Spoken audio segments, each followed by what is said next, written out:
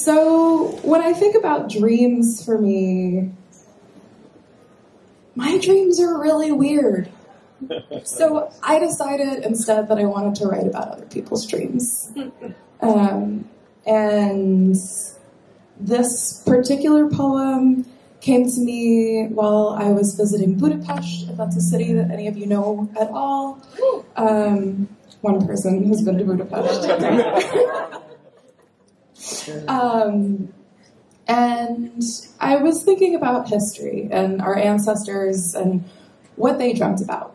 And so I turned and I asked the waters of the Danube to weave into me the melody of times long gone, of cast iron crackling over open fires and leaves rustling against one another. The four walls of this Western world wrapped around me like a cloak. Just loose enough for the smoke to seep in and fill my bird-like bones. It is just an outfit, a way of dressing, like a salad to someone else's tastes, always a little too salty. When they say we are standing at the edge of Europe, I think they should better say that the city spills into the east like a waterfall, dips its snout into that freshly churning world to sip its water. If you follow a river for long enough, you will see geography cares little for the things we call ourselves. I no more know how to think empire now than then. How to think something that brought me and you and this place into being against so many wills, against cobblers and revolutionaries, against bakers and farmers and dissidents, against those who could and those who did, because sometimes doing is better than done, and alive is better than dead. And opportunity does not so much come knocking as it does knock down the door. Opportunity is a very nice way of saying you had no other choice. How you see now with the eye of the oppressor, how quick even you, especially you, would be to cross a river for something as fragile as a dream. Thank you.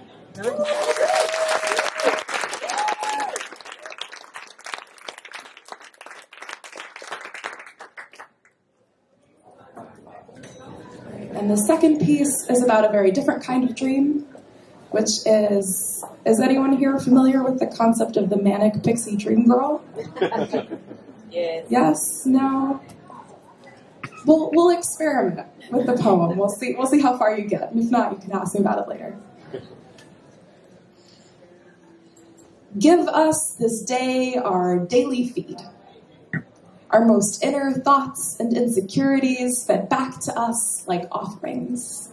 Small, tiny wafers, signifiers of a body we will never have.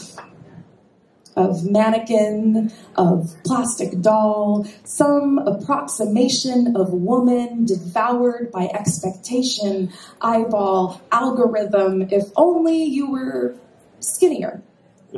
Had fuller lips, big boobs, and gas station morals like all those women in those Charles Bukowski poems. I have never met a man who did not like a Charles Bukowski poem. Maybe then he would love you. Pour you out onto the front porch like water to thirsty houseplants. Maybe you should eat less. 1 almond instead of 2. The more you waste away, the less room your waist takes up.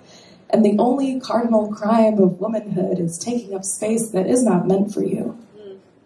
Put the manic pixie back into dream girl. Don't talk so much. Don't give yourself such corporeal form. Bind your hands to the bed and let him leave you there. Chest bare and aching, let him take your tongue out and let him lash you with it. For your lack of, let me fit into your dreams for him. Let me help you with that. Let me fix that for you. Let me be a cool girl for you, a good girl. Let me make myself small for you, girl. When he called you dream girl, he didn't mean that it was you that was meant to do the dreaming. Thank you.